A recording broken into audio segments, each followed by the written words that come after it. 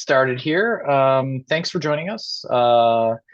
We're here to talk a little bit about middle housing, some potential code changes, as well as kind of the House bill that kind of at least started this conversation and the requirement to do so. So thank you for joining us today. Next slide. Getting into this, just wanted to go over a few meeting agreements prior to kind of getting started. Things like be concise, please be concise, allow everyone to speak before speaking again. We want to make sure that everyone has the opportunity to be able to comment, ask questions, be respectful of others and different viewpoints. Try to stay on topic as best as possible. Please save questions till the end of the presentation section. So as we're going through, we have some Mentimeter portions to where you're able to provide input. When we get to those portions, we'll also pause and really answer questions and kind of talk through some of these sections. If you do have clarifying questions, please feel free to those in the chat. And we'll respond to those kind of as we're moving forward and as we go through the presentation.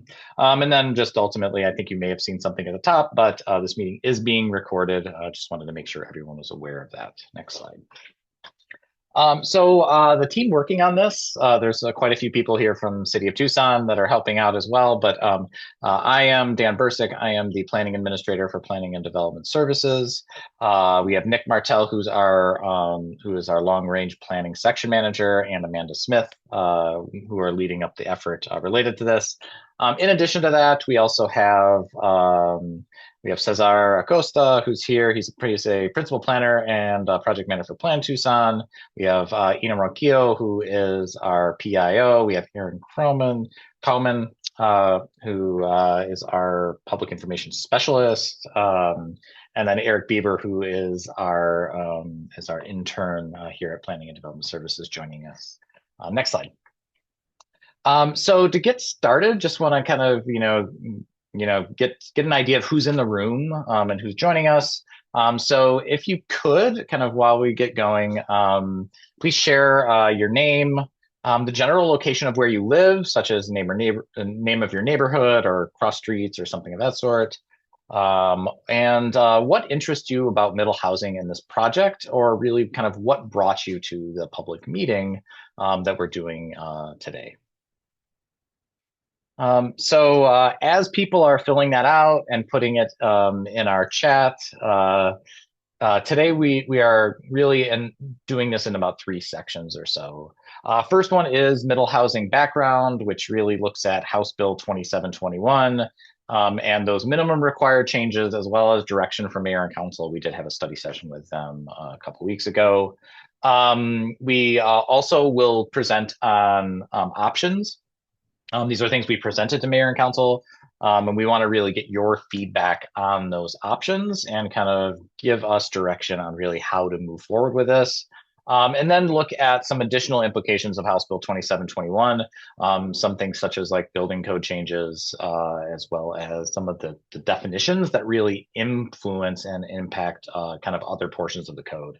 Our objectives here really are to inform on the background and the required changes, get your input where there are options, and then discuss the implications and the next steps for this.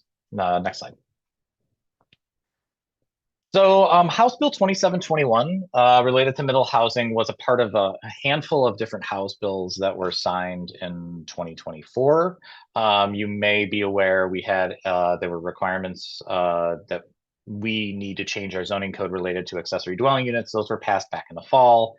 There was another bill related to adaptive reuse. We made some changes as well in the fall related to that, and zoning timelines. There were a whole bunch of House bills that housing related bills from the House, I guess it is, that came through for municipalities to make changes. This is one of those. It requires municipalities with a population of more than 75,000 to adapt regulations to allow middle housing within a mile of the central business district on all lots zoned for single family residential use. And then in addition to that, you have to allow for middle housing on at least 20% of any new development of more than 10 contiguous acres. And this needs to be done by January 1st, 2026. Um, Middle housing in this bill is defined as duplexes, triplexes, and fourplexes, or detached residential development of 2 to 4 units. So like bungalow courts, that type of thing. Um, a municipality cannot set restrictions related to this. Permitting or review processes for middle housing that are more restrictive than single family dwellings within the same zone. And that's really important because it really does make us look at how and what our regulations are, especially for units that are 3 and 4. And how those work together. And then if a municipality doesn't adopt or integrate regulations by January 1st, middle housing shall be allowed on all lots zoned single family residential without limitation. So something we definitely are here to address because we don't want to get to that point. We want to make sure it's something that works for the city of Tucson. Next slide. So as is, there are already a lot of middle housing types in Tucson. And this is kind of an overview of the different types of housing that we see in the city of Tucson. So things like duplexes, 3 and 4plexes, townhomes, or even a cottage court for that. Really, this bill applies mostly to the ones on the far left, the 3 there. But you could have a 4 unit cottage court that could be done under this type of at least regulations that the state has put forth for this. Things like live work apartments, we put it on here because really, if you for what's commonly known as middle housing, this is something that is part of middle housing, but really is a larger scale than what is being kind of required by the state and is really addressed within this bill. Next slide. So one thing we did want to just point out is that there is middle housing in the city of Tucson, but at least in recent years, a lot of the housing that we've developed is really the single family detached homes where you see 52.7% of the housing in the city of Tucson, as well as 14.8%, 20 units or more. So we do really pretty well at building single family homes on single lots, as well as larger multifamily residential. We don't do great at the middle housing. And as you see on the next couple slides, a lot of that tends to be in older neighborhoods prior to when we really kind of implemented our first zoning code, which in effect kind of zoned a lot of that stuff out of our city. Next slide. So I'm going to go through these pretty quickly, but it's just kind of giving you an understanding that we already do have a lot of middle housing in the city and in a lot of different neighborhoods. So this is a duplex side by side with an ADU in the back. This is in Feldman's. This is in NR1. So that wouldn't be able to be built these days. This one here is a duplex in an R2 lot built in 35 in Sam Hughes. Next slide. This is a triplex that's in Jefferson Park. This is the NR2 portion. Most of Jefferson Park's NR1, but there is an NR2 portion. This was built more recently. Next slide. These are townhomes in Barrio Hollywood. These are R2 and were built in 1984. So R2 does allow for some middle housing currently. So you'll see it in some places throughout the city. And this is an example of that along Speedway. Next slide. These are attached row homes that are in San Hughes. These were built in 1939, also in an R2 zone, and these are along Campbell. Next slide. And then here's some more attached row homes in Arroyo Chico. These were built in 1952. And another example of kind of middle housing that does exist. And then cottage courts. This is an example in Rincon Heights. These are really all over the place as well. You'll see them in Glenman Elm. You'll see them kind of really throughout the city. They're small, either detached or, like little duplexes, all in like a multifamily kind of development in a little kind of courtyard. Next slide. So those are examples of a lot of middle housing we have. Some of them could be done today. Some of them can't. A lot of them, just the zoning regulations that we have currently just won't allow for it to happen.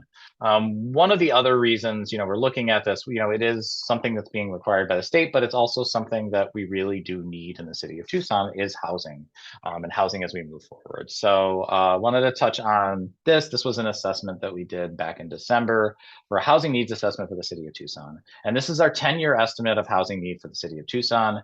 As you'll see here, it's really in kind of two categories. About 2/3 of it is 0 to 30% AMI, area median income, and 30 to 60% area median income. That's really subsidized affordable housing. That's what Housing and Community Development does with a lot of their new developments. If you saw the Milagro, they're working on the Amazon Flats. Those are a lot of kind of that type of housing.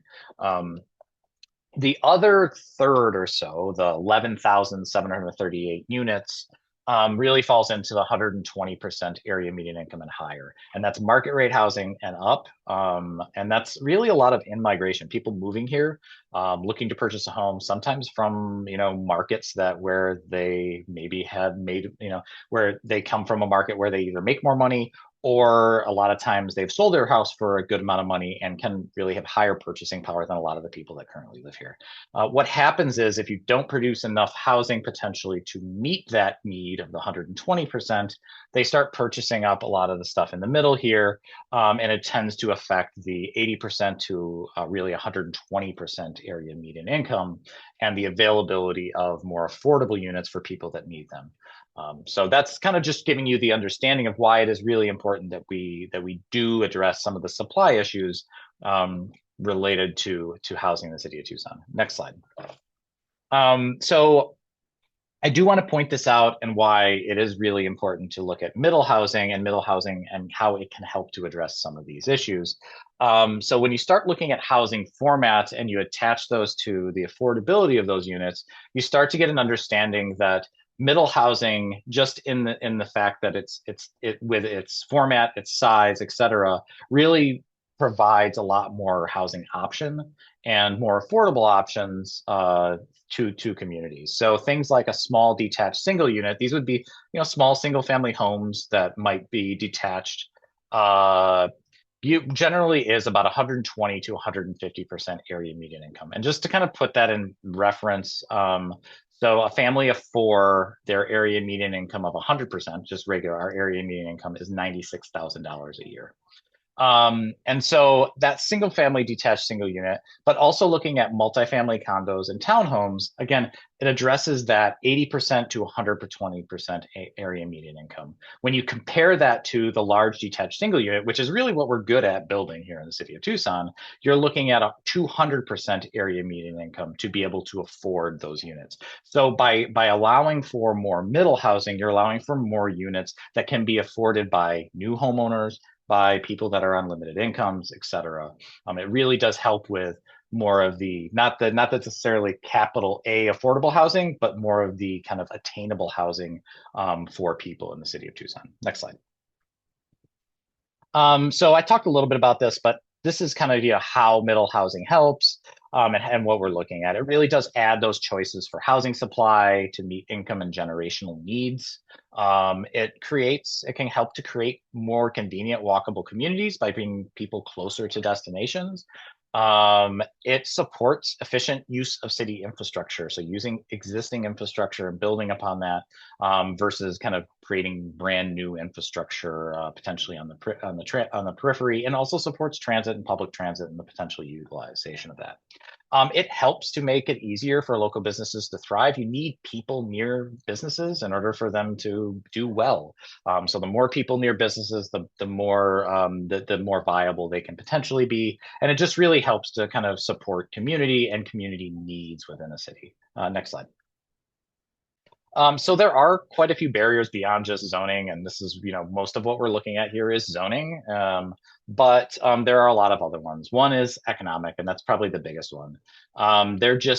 It's expensive to build. A lot of times when with scale, you actually lower costs. So 1, 2, 3, 4 units just are really expensive to build. And so you do, in a lot of cases, unless, you're seeing a lot of negative returns on these type of houses. And that's part of the reason why we're not seeing a lot of them being built. Financing, the investor preferences for established developers is doing things that they know how to do and they've already done.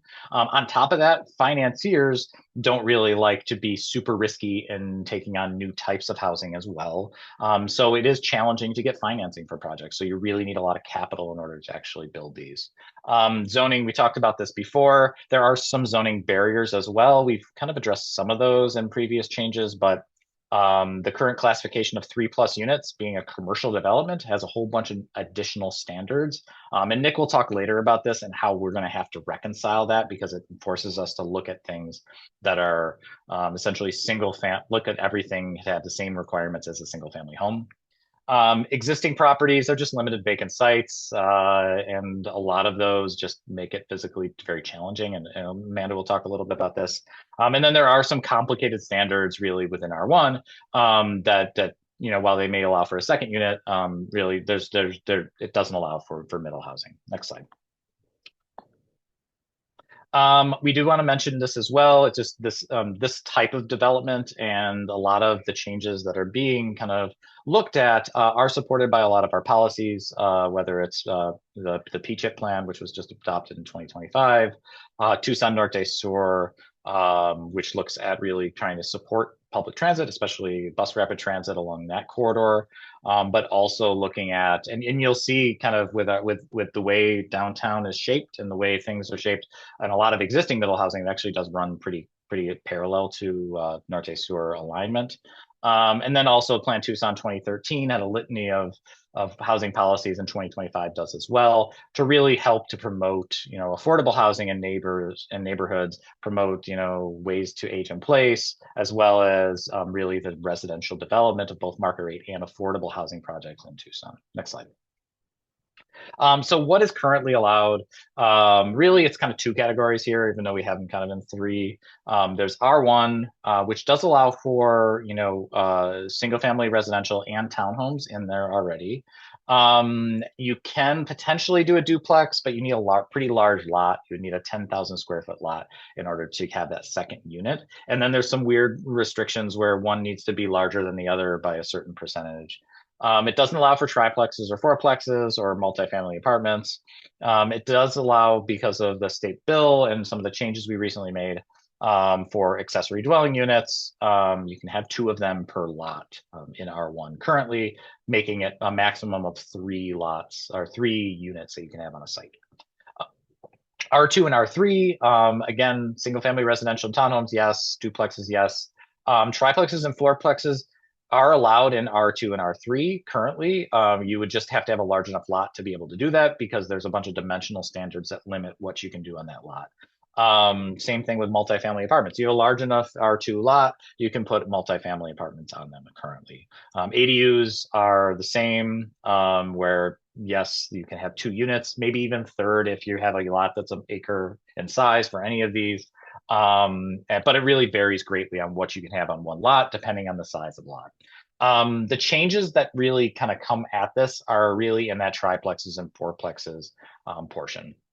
And looking at, with this, it requires us to, at least within those areas, require up to 4 units on any lot that would allow for a single family home. And so you see the changes in R1, R2 and R3. It would only in the fact that as you get smaller, you would still have to allow for a 4 unit structure on there up to. And then as R1 changes from 3 to 4, I think one of the things to kind of point out here is that, with the ADU changes that went through in the fall, pretty much any lot in Tucson can already have 3 units on it. And depending on the primary structure, you can get up to 1,000 square feet for each of those units. So while it on its face seems like a huge change, it's not as big of a change because we've already had to address this via accessory dwelling units, and they can be attached accessory dwelling units for that. Next slide. So House Bill 2721 minimum requirements that we must kind of address are really looking at kind of within our downtown area. It's not defined. We have like 4 different geographies, and Amanda will go over those that we're looking at that are already kind of adopted by mayor and council. But middle and single family housing must follow the same procedure and standards. So kind of putting those together. Commercial standards would now apply to 5+ units instead of 3+ units. So 1 to 4 units, those would have to be reviewed with our single family standards essentially, or have the same standards. Building height must allow for 2 stories, or it says 2 floors, I guess, in the bill, but essentially 2 stories. Parking, no more than 1 off-street spot per unit for that. And then there's some definition changes in here, like household, single family attached, maybe some others. I think the household's probably going to be the most impactful, I think, of those. We're going to have to look at building code alignment as well. And then looking at large area developments, flexible lot developments and subdivision standards for that portion that said that you have to allow for at least 20% middle housing on 10 acres or larger. Next slide. So we did hold a mayor and council study session on this on April 22nd. And they directed staff to really kind of go out to the public and get feedback on, we had presented 4 options to them, and they, as well as some geographic options, and they just wanted us to go out to the public and get feedback on it and then come back to them. And so some of the things that they told us is looking at, potential more flexible development standards. So looking at height, setbacks, minimum lot size, and how, maybe we can make some changes to those as well to really kind of make sure that this functions properly. They told us to look at applying the middle housing rules either with a wider geography or potentially citywide, getting feedback on that. Design standards for landscaping, pedestrian circulation, etc. So this is something that Nick will talk a bit about, but because they require us to apply single family standards to 1 through 4 units, 3 and 4 units currently have standards related to landscaping, but 1 and 2 don't. So how do we kind of how do we reconcile that? And then looking at a potential for a phased approach to allow for review and modification of standards over time. So maybe we do something small, and then over the next year or 2, we work on kind of how that might apply citywide or something of that sort. With that, I'm going to pass this over to Amanda, who's going to talk about some of those options that we talked with Mayor and Council about that we're working on and presenting. Thank you. Thank you, Dan. Thanks for all your expertise and that extensive background. I know it's a lot for people to absorb. We're going to start a discussion now. I know some people have already been putting questions into the chat. Nick or Cesar, are there any questions that we need to read aloud at this point, or do you think we're good to move on? Just give me okay, thank you. So there are some minimum requirements, and then there are some areas where we have some optional approaches. So I'm going to be giving an overview of those options and some details, and then we're going to use Mentimeter to have a Q&A discussion and get your comments. We'll also be, the Mentimeter also includes some polls where you can tell us plainly which ones you prefer. And quick shout out to the Drockman Institute from the University of Arizona who identified these options as a starting point for us. And we're presenting these as examples, and we're not limited to these. And we want your thoughts. You might see some opportunities to move forward that we haven't identified. And then, like Dan mentioned, we are considering a phased approach. And so there are some things that we must do in the next calendar year as set out by HB 2721, but then there are a lot of other good ideas that we could either do in the near term or in future phases. So just keep that in mind as we're moving forward, that we're talking about things with a phased approach in mind. And so the options can be roughly described as the how and the where. We're going to talk about the how first. So I'll briefly cover the where. There's minimum geographies, and then extending beyond the geographies, either along major corridors or citywide. We'll come back to that. So how is really coming down to dimensional standards in the code. And we can either maintain the current standards with making those minimum changes to comply with HB 2721, but stop there, or we could make additional changes that increase flexibility in lot configuration. So let's look at that a little bit more closely. So option A, which we're calling maintain, which is making those minimums, What our thoughts on this is that it may hinder some of that 4-unit development, which will become allowed by right. But because of existing structures, it may lead to some demolitions in order to be able to fit a fourplex around the existing buildings.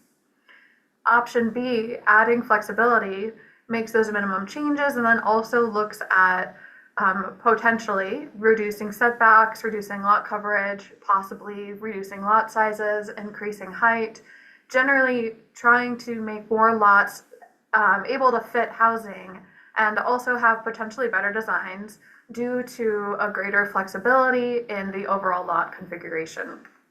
Those diagrams there at the bottom show existing neighborhoods with the existing buildings in white and hypothetical new buildings in red using our recently passed ADU dimensional standards, just as a hypothetical test of what is feasible. And so we're using those as a way to illustrate what we mean by some of these terms. And I'm going to break that down a little bit more for people who aren't used to, land use planning speak. So, and this is also just some of the extra considerations that we're looking at. So under maintain, there may need to be more use for on-street parking because adding housing into the back may reduce the overall amount of space allowed for parking. And so option B, adding flexibility, more parking fits on the lot, and that will lead to fewer cars on the street. One of the things we're looking at is minimum lot size, which determines the overall size of the parcels. Smaller minimum lot size means that more people may be able to split their lot, selling the back half, for example, with or without an ADU already built. And the upshot is this is not only fitting more homes, but also creating more opportunities to buy homes rather than rent. Setbacks, which is often called perimeter yards in our code, is placing the buildings close in on the property and leaving open space along the perimeter, which leads to less usable area overall. And so smaller setbacks means moving those buildings closer to the edges of the property, which creates more usable area either for larger buildings or a larger backyard for gardening or however you want to use your space on your property. Lot coverage caps the overall footprint of buildings. And so when we talk about increasing lot coverage, that means larger overall footprint of buildings on the property in a cumulative sense. And then overall, under option A, maintain, some housing is possible, some new housing, but many homeowners aren't able to build under the current code and others will be limited. And then under option B, adding flexibility, the overall upshot is that more homeowners will be able to build more homes. And so we're going to open it up for your comments and questions before polling you all on what you think the best approach is.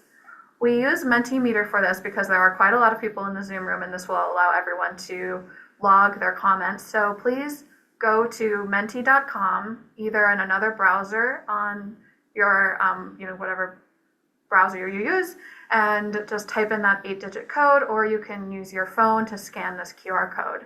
And if you're not comfortable with Mentimeter, give it a shot. I think it's pretty easy, but you can always write your responses in chat or just raise your hand if you want to speak. We have someone taking notes. So with that, please just take a moment. I know we covered a lot of information. Go ahead and process your ideas and type them in to the Mentimeter, and we'll start reading them aloud. Thank you. Someone started the conversation, flexible standards, better design. Maintain setbacks, loved the based approach.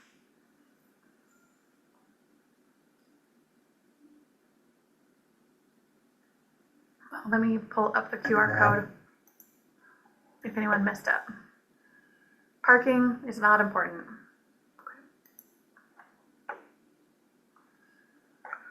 Flexible standards seem to provide the most options for optimal land use. Flexible standards. B and C, flexibility is best and it should apply citywide. Great. We'll talk about geography in a minute, but we welcome all your comments.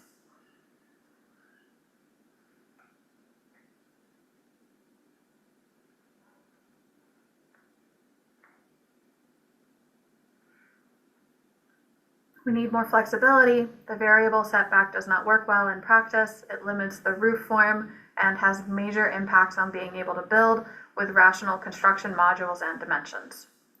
I support beginning with the minimum required by law, then we see how this works and then maintain or expand. Flexible standards help make building more affordable to homeowners with fewer restrictions. Get rid of setbacks. I like the comparison of both options and the intention for our phased approach.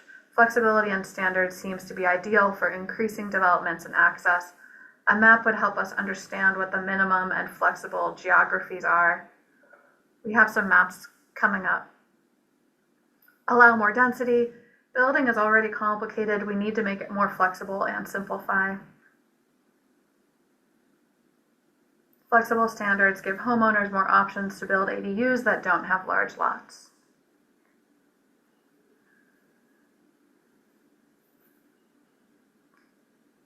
Interested in flexibility option and potential to split lots. Is relaxing parking requirements at odds with providing more off-street, on-property design options? Dan, do you want to answer that question about parking? Is relaxing parking requirements at odds with providing more off-street, on-property design options? I think I'm not sure if it's necessarily at odds with it. It just provides more flexibility as far as where you put your parking. You could put it on street, you could put it off street for that, just depending on what works. I think that is something we're looking at here. As it is, our requirement meets the state requirement for this, which is basically one unit or one space per unit. And we're looking at feedback on if that should be changed or if that should remain. Thank you. Thank you. If we do not increase flexibility, parking on street and demolition existing historic zones will be incentivized, as already mentioned in the presentation. Get rid of minimum lot sizes. I feel following the standards of HB 2721 and staying within 1 mile within central business district is vital. Flexible is best, especially when building for accessible cities to thrive. Thank you all for your comments. I'm going to give you about a few seconds to finish anything that you're actively typing. We will leave this open after the session until the end of the day tomorrow. So if you have further thoughts, you will definitely be able to add them. Flexible standards and more density allows Tucson to become more sustainable. Thank you everyone for your comments. Next, we want to get just kind of a clear pulse on the room of what you guys are feeling. Option A is the white zone there, is maintain. Option B is add flexibility kind of broadly across the board. And then there are a few partial option Bs, which is where if you want to adjust setbacks, but maybe not the other ones, you can choose that one and so on down the line. Something else entirely, and then if you have no preference, go ahead and do the yellow one. So we'll wait here for you to cast your votes. And then we'll start the discussion about where this will apply. For those who do say something else entirely, I would really appreciate it if you'd put into the chat what you are looking for, what you have in mind.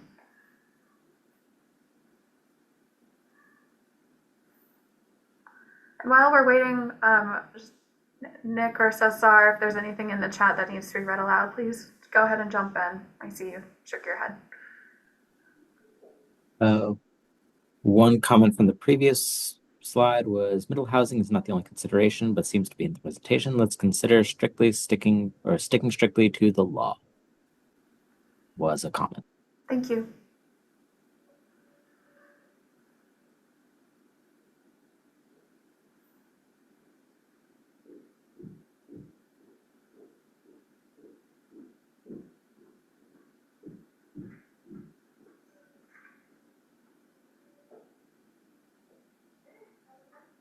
All right, we're gonna move on, and well, I still see a few are coming through.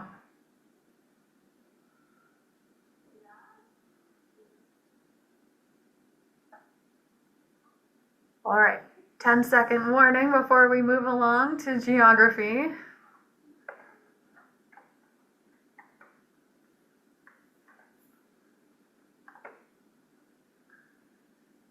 All right.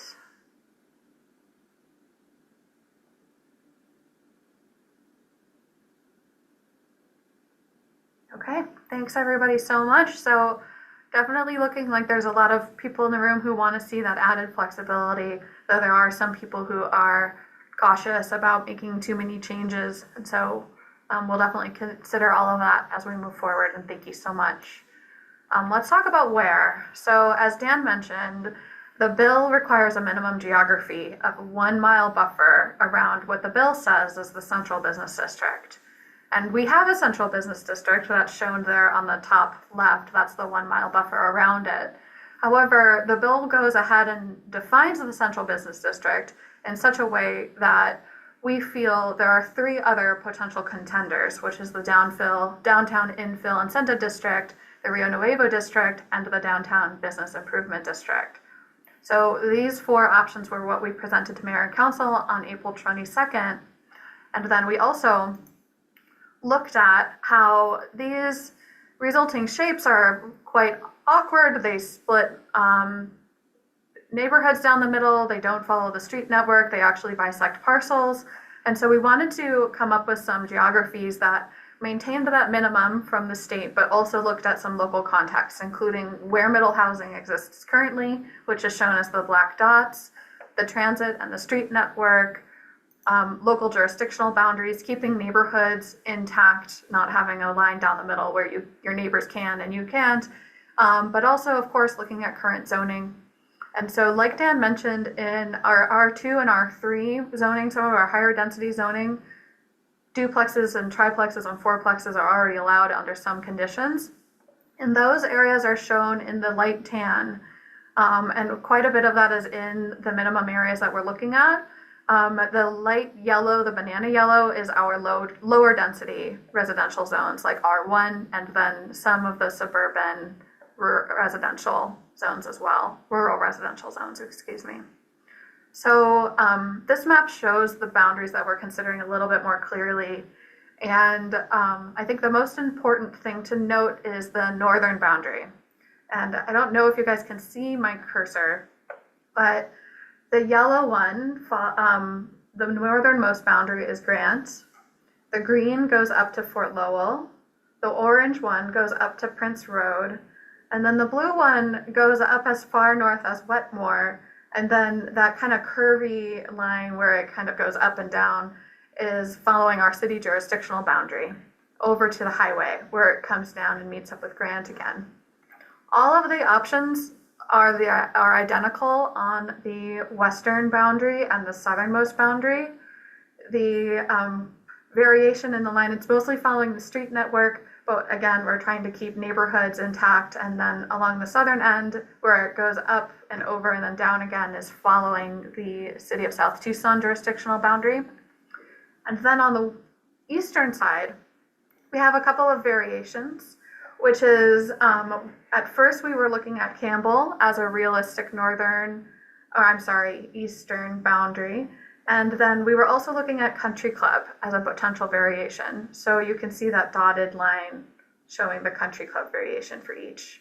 So depending on how your brain works, you might think of it as 4 options with a variation or 8 options for the minimum. And then we also were thinking about, some downtown areas have very high social vulnerability scores. The map here is showing some of those original options overlaid with the Equity Priority Index, which is from the City of Tucson's Office of Equity, where they looked at different social vulnerability metrics such as income levels, how many people are renting, as well as many others. And as you can see, there's a lot of the more socially vulnerable areas in the downtown region. Also, downtown areas have been the focus of really intense development pressures in the last couple of decades. And Furthermore, limiting middle housing to the downtown area not only puts all of the development pressure and other burdens in that area, but also it means the benefits are limited to that area. Like Dan explained, middle housing has a lot of benefits for a lot of people. Everybody wants choice. And a study from Pima County recently showed that demand for middle housing is pretty evenly distributed throughout the city, and furthermore, even throughout different parts of the county and other jurisdictions as well. So with that in mind, we're thinking of also going beyond the minimum and either following major corridors or expanding the bill citywide, with the exception of areas around the airport where other zones minimize the amount of residential density that can be added. So with that, we once again want to take your feedback, and so we'll open it up. Here, I'll bring that QR code back up. So as we continue to look at where we apply this, what's essential for us to consider, and then just like last time, we have a voting option coming up.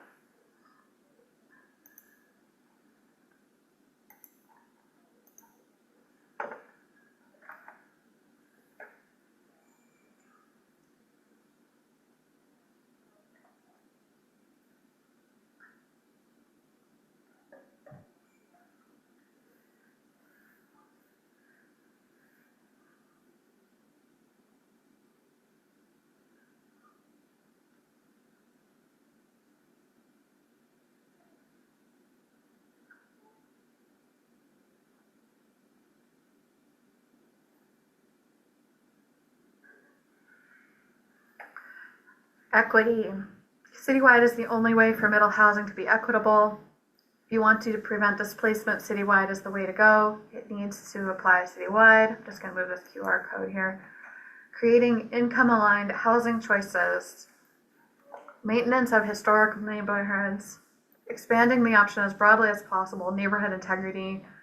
I like the boundary extension all the way to the north. This will incentivize redevelopment within the O5 area, which is in desperate need of investment. Expand citywide, has to be citywide. I think the key is to start small and measure the success before spreading to a larger area. Citywide, lessen pressure on barrios by making it citywide. Proximity to transit and major corridors. I agree, citywide makes the most sense. We should have a large geography for middle housing. Having more opportunities for middle housing will make it a more fair market. For those of lower income, since supply will be higher. Citywide, financial independence. Federal grants may be over forever. We should build up the tax base and reduce liabilities. The likelihood that the area selected will allow for flexibility of modifications to the code and standards. Planning across the city and not just in urban core or infill districts to permit new housing citywide. Further incentivize underdeveloped areas that are in need of more resources and housing. Make it as broadly as possible. It really should apply everywhere. We need to do everything we can to get more housing built for all income levels. The citizens of Tucson and their capacity to benefit from middle housing developments. Equity is most important to stabilize city and neighborhoods. These methods have been proven in other cities to increase access and economic stability. Citywide and implemented as soon as possible. Further pushing people out of certain areas of town due to affordability. Displacement and gentrification seems like it could be a major issue with focusing on some areas rather than others. Identify exposure northbound or eastbound and not to overall existing neighborhoods in the middle of Tucson. Citywide should be available, equity in maintaining neighborhoods.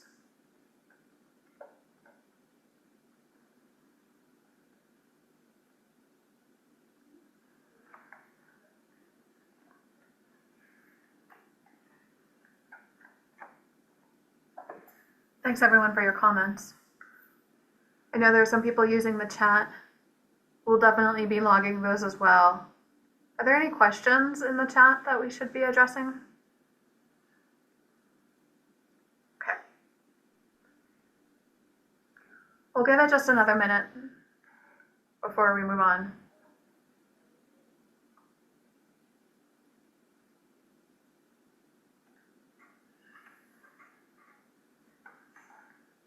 Oh, I see a few more. Equity by going citywide. Allowing middle housing citywide makes sense because there was never any good reason to limit middle housing in the first place. However, there should be some encouragement, other incentives in the core. Equity. Okay.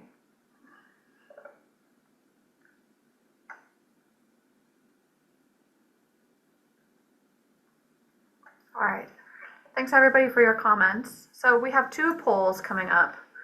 The first one is really focusing only on that minimum geography because we do need to select a minimum for complying with HB 2721. So there are the Grant and Campbell, Grant and Country Club options, and then so on and down along the line. And if you have no preference, there's an option there at the bottom for you. And then our next poll will be looking at whether we stick to the minimum or expanding. So we'll give it just a second here. Can we see the map again? I don't know if Nick or Dan, would you be able to put an image in the chat, or Sessa or anyone? If I change my screen, it'll close the voting. Give me 2 seconds and I'll pull it up for you. Thank you. Mm-hmm. I think there should be a PDF in our SharePoint files. I think I'm just going to do a screenshot of the slide and then put it in there. Hopefully that'll work for everyone. Smart.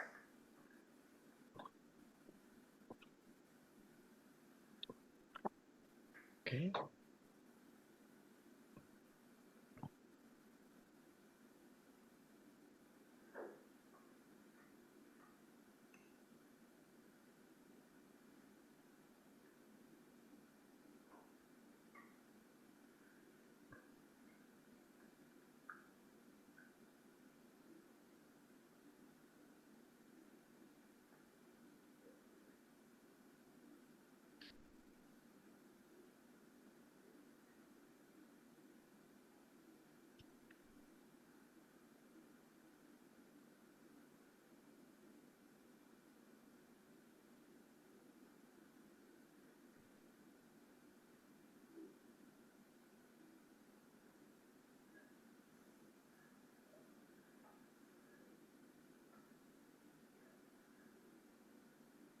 Okay, we'll give it just a few more moments here.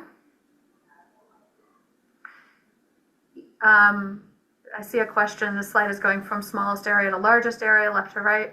Not exactly. It's more like moving from the southernmost, well, given that there's variation on the northern boundary, it's starting from the southernmost northern boundary, which is Grant, and then moving up, and then also coupling the variations in the east and western boundary. So I don't know if the Grant and Country Club option, how that compares to Fort Lowell Campbell. So I can't comfortably say without more data if they are arranged in a smallest to largest, if that makes sense. But I think approximately smallest to largest. Definitely the Tucson Norte Sur Country Club is going to be the largest, and the Grant and Campbell will be the smallest. But anything in between, I don't have the numbers to comfortably say.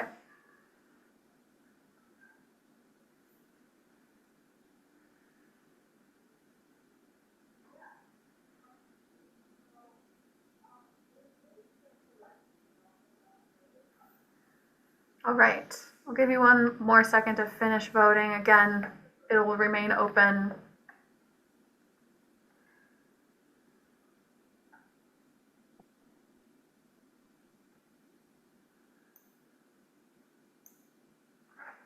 All right, so after that discussion about what our minimum needs to be,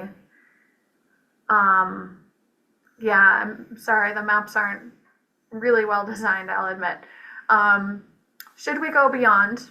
And if so, how? Keeping in mind, this doesn't necessarily mean near term or long term. It's just end goal. What is that? What should that be? And once again, if you put something else, we would love it if you would explain your ideas in the chat or raise your hand to speak.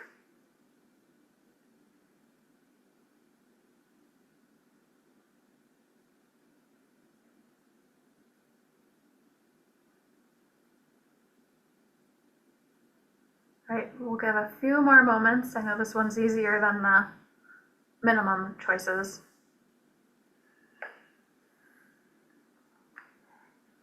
And then unless there are any questions, we'll go ahead and move along to the next portion of our presentation with Nick Martel. Thanks everybody for sticking with us and having these conversations. We really appreciate your input. Go ahead, Nick. Thanks, Amanda. Thanks, Dan. Good afternoon, everyone. The next part of the presentation is going to be about some of the design, building and site design priorities when it comes to these code changes and what we can look at in terms of design criteria. And what I mean by that is some of the functional elements of the site and of the building. Functional elements being what is on a building, the paint, architectural features, and then site. What are some of the things outside of the building, like sidewalk areas, pedestrian circulation areas, and things like that, landscaping. So design guidelines are part of a few parts of our code, like a flexible lot development, which is something that we use, a tool that we use for subdivisions, planned area developments or rezonings, different overlays and special districts like historic preservation zones, but are not really part of our standard zoning practices. So if you just take a random parcel in the middle of the city, where it's not in any of one of these special zoning areas, you would have fewer standards than you would if you had these other zonings. So aside from those special districts, there really aren't a lot of design standards in the UDC. Currently, and this is something Shariah brought up earlier, commercial standards are currently applying only to properties with 3 or more units. And then we consider that a commercial development. So for those, they differ a little bit than they do from individual or single family homes in the sense that we don't require landscaping. We don't require some site design like pedestrian safety and circulation and more things like that. So as it is right now, we will need to change our code to apply commercial standards to 5 or more units. Per the definition of House Bill 2721, the state is no longer allowing us to consider 3 and 4 units as commercial standard or as commercial developments. However, certain issues will still need to be addressed. So we may need to add some minimal design criteria to the 1 to 4 unit developments to cover the minimum needed for safety and quality and to ensure that we're complying with the state. A couple things we might consider, some minimal landscaping right now. Like I said, if you do a single family home or a duplex, you're not necessarily required to add any trees or shrubbery or dust proofing on the ground or irrigation. Some of those things are things that we can look at here and what we are looking to get some feedback from you all on. Some other things that we can include or not limited to are fence and wall materials, the materials of the building, shared driveways for homes with multiple units, different parking aspects like shaded parking, dust proofing. And then when it comes to the building, there's some things we can also look at with some input from you all, detailing, the colors, front entry architectural features, the way a building is set, and different materials. So in some of our areas within the city, no reflective surfaces are allowed by a use-specific standard, especially when it comes to taller buildings being adjacent to certain major streets.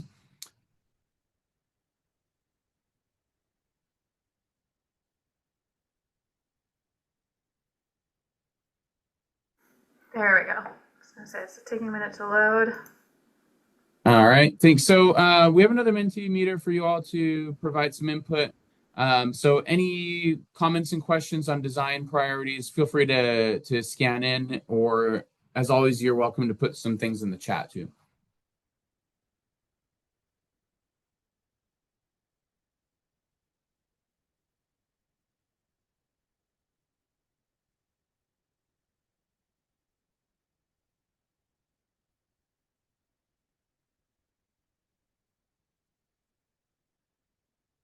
So I'll start reading a couple of these as they come in. Some of the comments, more greening, more trees. One of the things we were talking about earlier, I believe the city of Phoenix for 1 to 2 or even 3 units, they require a tree and some shrubbery and then dust proofing. Some design standards should be minimal and cost effective to encourage affordable housing. Maximum flexibility, appreciate dust proofing. Keep it minimal. require more trees. And then a question of what is the impact on sewer and water infrastructure. So this doesn't actually change anything in our code relating to capacity and when it comes to sewer or water. All of the same requirements that are still in place right now would still be in place moving forward. So you'd have to, if you're doing a new subdivision, for instance, you would still have to prove water usage, provide water infrastructure, and upgrade as needed. Minimal standards, cost effective, require landscaping and trees, more green, consistency with existing home and the ecology, trees and sustainable landscape suitable for our desert environment, require sidewalks, design standards that raise the price of constructing new units should not be included. Developing housing is getting more expensive, and everything that we can do to keep costs down should be done. Design priorities should be flexible as possible to encourage as much housing development as possible. Do not overregulate in order to allow affordable units to be constructed while taking into account prevailing styles of our unique neighborhoods. Can we do a form-based code? When can we move to a form-based code? Relaxing design standards should not be the go-to for affordable housing. Let's see. One tree and a few shrubs make sense. I believe dust-proof driveways are already required. Regional adapted design is important. Avoiding afternoon sun on glass, for example, I think the need for private green space should be waivable if a builder agrees to use stormwater harvesting. Sidewalk landscape coverage. And could there be requirements for solar powered on high-end living units? Universal accessibility standards, heat and dust mitigation standards for health ecosystems or greening, hard no on color policing. Simple, replicable designs encouraged, minimal design standards for max flexibility to keep costs lower, and the native trees that provide shade, designs that are consistent with desert landscape.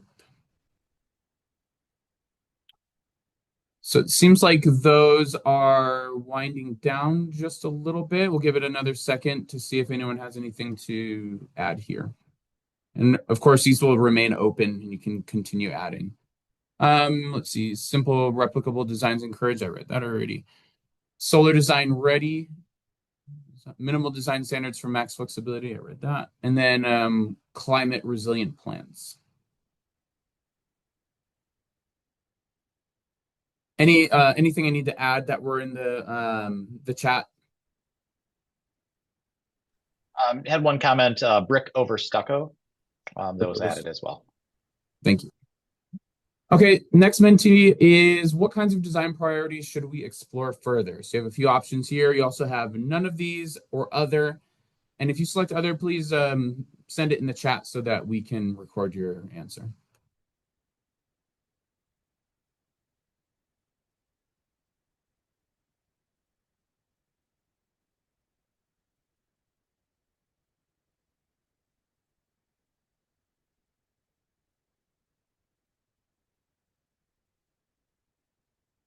So we have a few answers rolling in. Looks like a lot of people prefer some landscape and ground cover.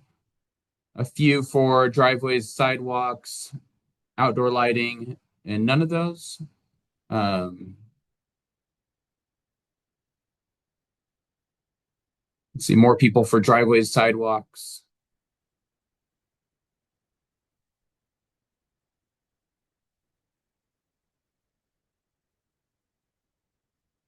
More for outdoor lighting.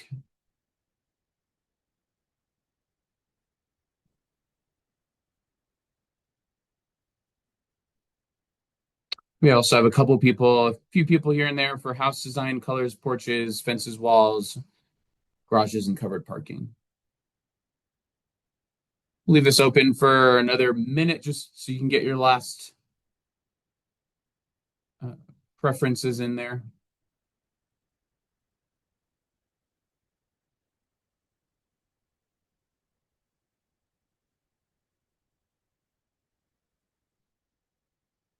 All right, seems to be winding down a little bit. Appreciate everybody's answers here. It's very helpful.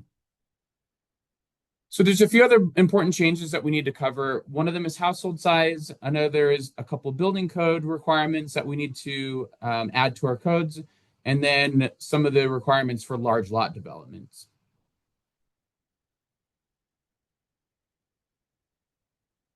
One of the big things that we're going to need to change to comply with state standards is our definition of group dwelling.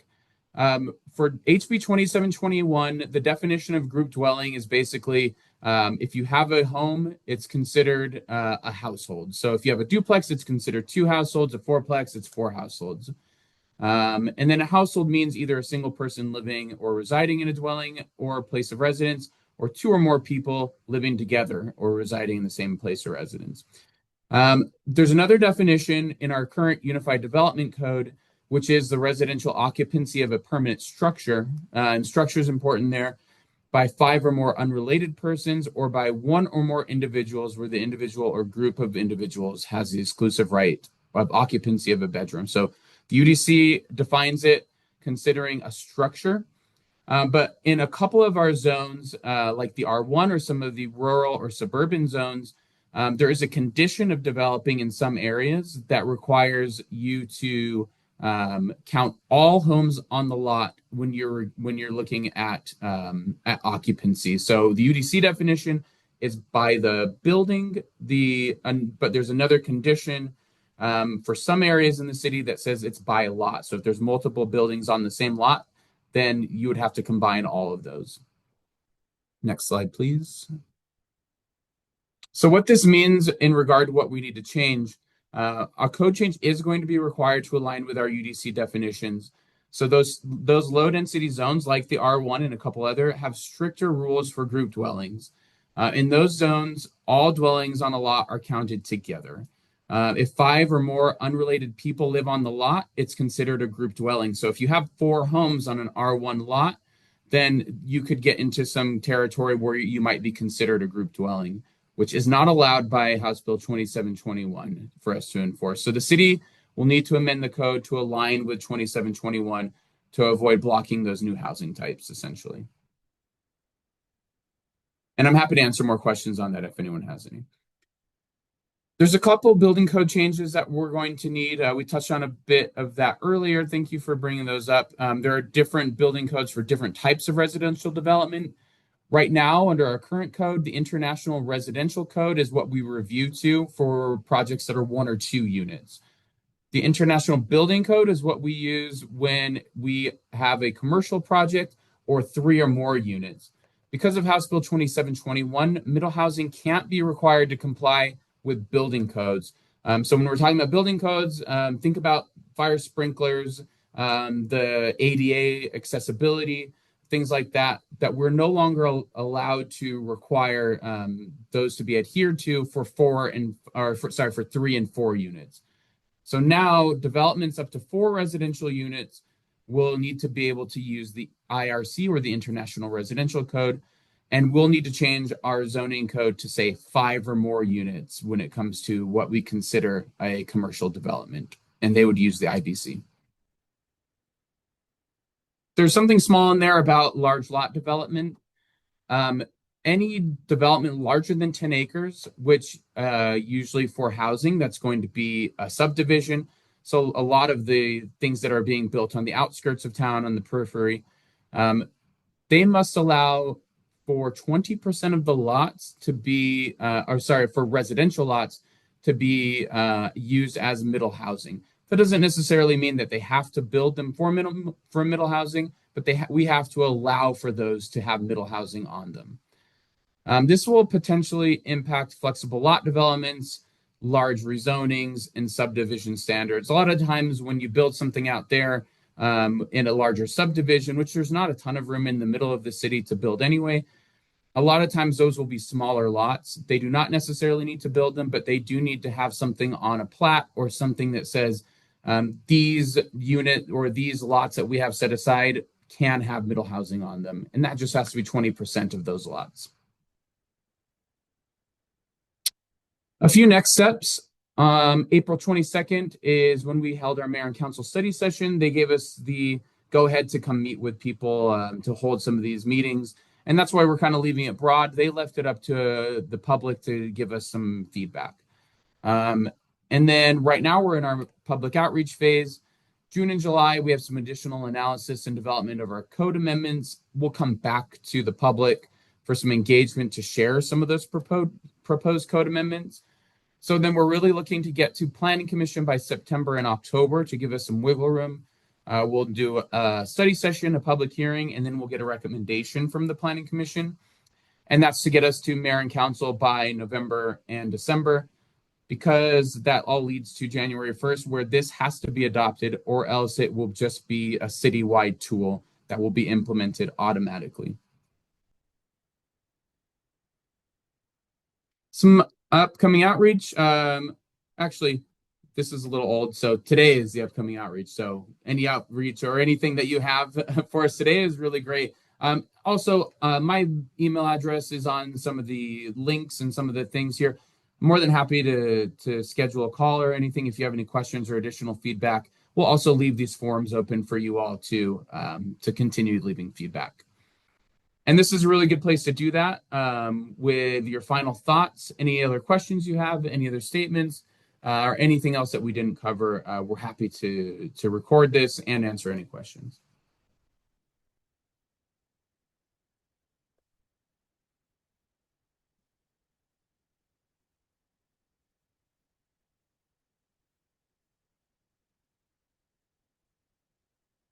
So one comment in the chat from Craig, it looks like, and people can fill me in on other things. It seems that implementing the new policy citywide forces the entire city to adhere to the will of the state legislature. It might be advisable to limit the extent as required by the legislature and assess the policy at a date in the future, thus providing more local control. A couple other comments coming in. We'll be doing another study session before Planning Commission. We are going to be doing a study session with Mayor and Council on June 17th. Is it, Dan? I believe it's June 17th. Thanks, Amanda. Yes, I also want to mention that, yes, we're planning on doing another study session, but we'll also have additional public outreach in the fall. So basically the idea is that we're taking a lot of this feedback we're getting. We're going to work over the summer because a lot of times it's not great for public outreach in the summer. A lot of people go away. And then we plan on bringing a draft proposal to the public for its review from them before we go to the Planning Commission in the fall. See, we have another comment. Thanks, Dan. Please prioritize citywide and do it this year. Citywide needs to be citywide and implemented as soon as possible. Citywide. Will all units in triplex and fourplex require their own utilities? Will there be an expedited land division path? So the land division aspect of that is something that we would like to get some feedback on. This is something that we can explore when it comes to dimensional standards and changes to our code. And then with all units in triplex or fourplex, will they require their own utilities? We haven't gotten to that part of it yet. And that's something we'll need to discuss with the building code team. But if we have any feedback on that, we're happy to receive that as well.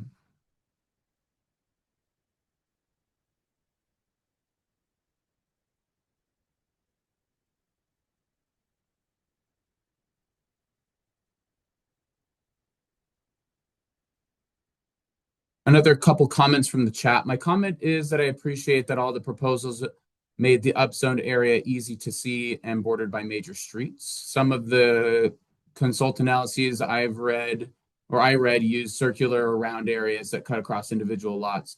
That approach is bad. Let's see. It seems that implementing the new policy citywide forces the entire city to adhere to the will of the state legislature. It might be advisable. I read that one already. All right. So let's see. Back here. Needs to be citywide. Let's go citywide and build more housing, fill up some empty lots. Would love to see studies, information on what planners have shown to be best practices to encourage more affordable housing. We need to address past mistakes in restrictive zoning. I currently live in middle housing built in 1964. in the city, and smaller communities are good with separate utilities.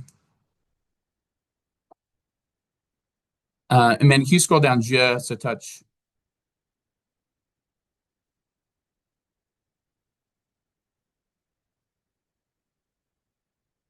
It's a little tricky when it's the very last. Yeah, it's okay. Unless you can read that, I just can't see the bottom of it.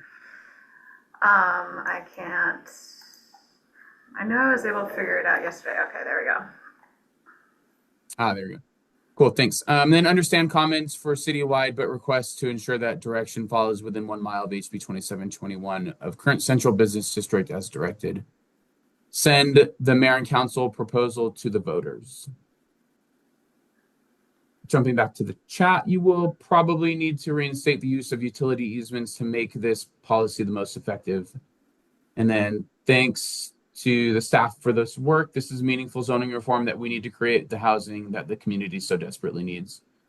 Thanks, Ina, for posting the middle housing comment form. Thanks, Amanda, for the other link. I would be for driveways, not sidewalks for small development. It could, oops, sorry. Clicked away from that. It could impact cost and feasibility for small infill development. Let's see. This group seems to like citywide. If there's a pushback on that from the community at large, a hybrid option would be a phased approach over a couple of decades. Let's see. Has the city considered nested zoning? Thank you for public input. And then individual utility meters should be explored.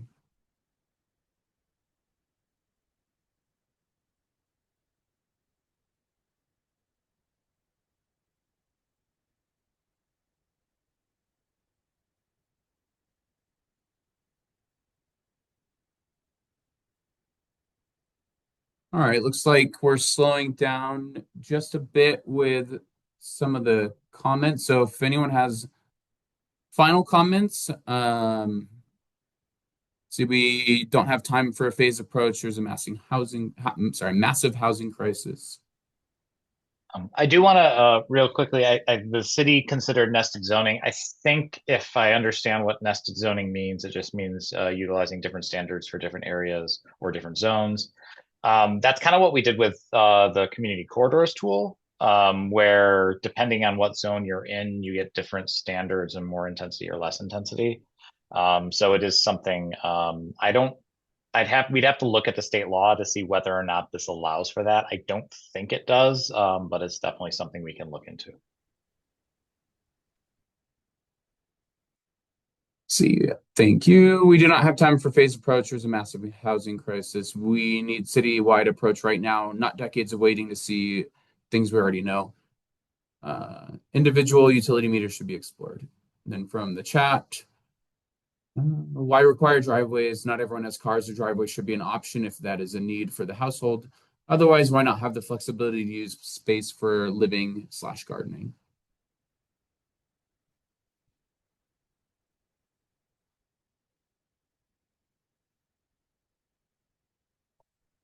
Give another minute for just some final thoughts here, and then we can start wrapping it up. I'm sorry, is this questions, comments about the entire presentation? Yeah, you can have any questions you have about the presentation or any comments you have about the bill or what you'd like to see. Anything is welcome. Okay, I did have a question. It stated that there's a huge need for a huge underproduction. Back to that graph, there was 11,000 units that you stated fall under the 120% medium income level that we are expected. I'm sorry, I'm fumbling on my words. You stated that there's 120%, 11,000 units that are mostly immigrating from positions of a high buying power, and that was one of the big incentives to why we're passing legislation on middle housing. I'm just curious as to what data supports that we're going to need this massive influx of of need for middle housing? So I will say, Caleb, so this came from a housing needs assessment that we did for the city. It was required by the state, and we did it kind of in collaboration with the county and some other jurisdictions in the region. All of them kind of looked somewhat similar, and it's based on trends as far as like people moving here and things of that sort. Ours definitely has a much larger percentage that's in the 0 to 60% area median income. We can share that file, that study, which does address that. We also have some additional data that Eco Northwest, the people that did that, are also working on for the county that Amanda mentioned, which has some maps showing where that demand for middle housing is. And it really is kind of regional. I think there's a little more in the city than in some of the surrounding jurisdictions, but it's really there is quite a bit of demand for this. So we can share that as well, and we'll make sure we send that out to the entire group. Okay, thank you. Of course. Amanda, if you could scroll down again.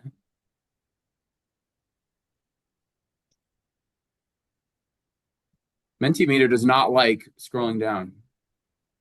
Let's see, there's a question here. Can you elaborate on not needing to adhere to ADA requirements for these middle housing developments under this House bill? Did I hear that correct?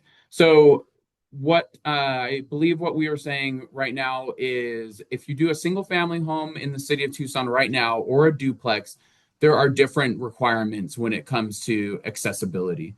Once you start getting into those 3 units at the commercial level, that's when you start needing a little bit more in terms of accessibility. You need pedestrian circulation paths around the building. You just need a more upgraded building like fire safety and things like that. So you still need to do ADA requirements regardless, but the requirements just get a little bit more intense as you create more units. So right now, what we would need to do is for units 1 through 4, we cannot require to a commercial building standard like we do now with 3 units. So we need to up that from 1 to 4 units instead of 1 to 3 units, if that makes sense.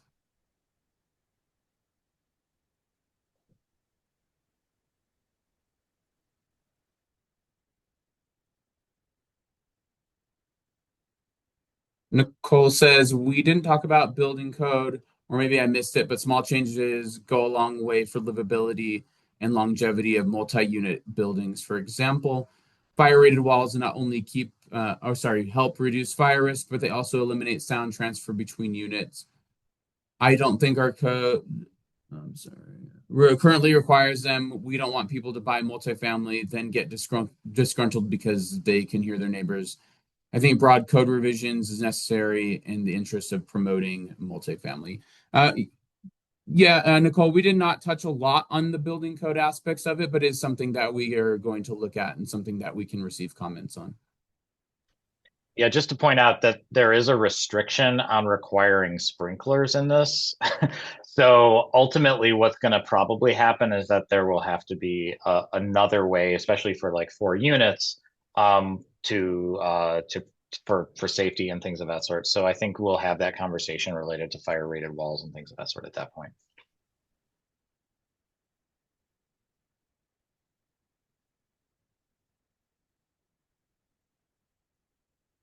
Okay, any final comments here?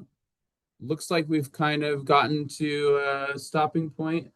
Oh, one more. It's crazy that they restricted fire sprinklers. They're not that expensive that we may need to be revised at the state level. Thank you. Okay. Well, we really appreciate everybody. Hang on. One more. Basic public safety was not part of legislation. So we can share with you what the bill language was. There were not a lot of specifics, but one of them was that fire sprinkler language. And we can drop a link here in the chat if you'd like.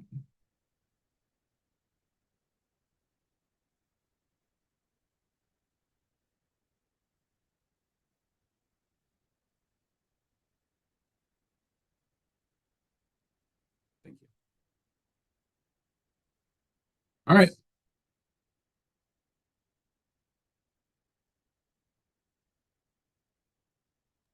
Great. Thank you, everyone. Really appreciate all of your feedback and spending a good hour and a half with us, or almost an hour and a half with us today. Hope you all have a great rest of your day. Thank you.